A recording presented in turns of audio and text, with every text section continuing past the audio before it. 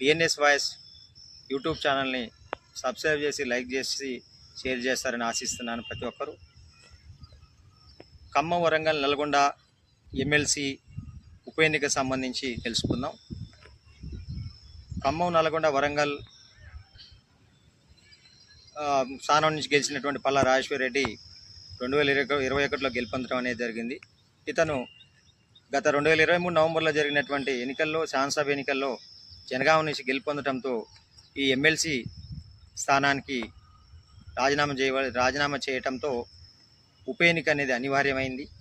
ఈ ఎన్నికల్లో కాంగ్రెస్ పార్టీ నుంచి క్యూనిస్ నిర్వాహకులు తీన్మార్ మల్లన్న అలియాస్ చింతపండు నవీన్, బీఆర్ఎస్ నుంచి ఏనుగుల రాకేష్ రెడ్డి, బీజేపీ నుంచి గుజ్జల హేమంత్ రెడ్డి ప్రధాన పార్టీల అభ్యర్థులు బరిలో నిలిచారు. ఈ స్థానం నుంచి కనుక చూసినట్టయితే ఉప ఎన్నికల్లో మొత్తం ఈ స్థానం నుంచి నల్గొండ, ఖమ్మం, వరంగల్ నియోజకవర్గంలో 4,63,000 ఓట్లు ఉంటే 3,38,000 ఓట్లు మాత్రమే పోల్ కావటం అనేది జరిగింది.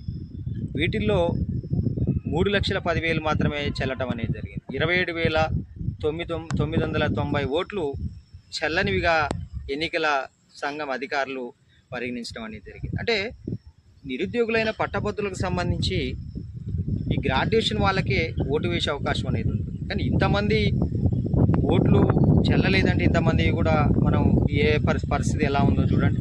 అంటే పోటీ చేసే అభ్యర్థులు కూడా నిరుద్యోగ పట్టభద్రులకు ఎలా ఓటు వేయలేదనేది కూడా అవగాహన కల్పిస్తున్నటువంటి పరిస్థితి.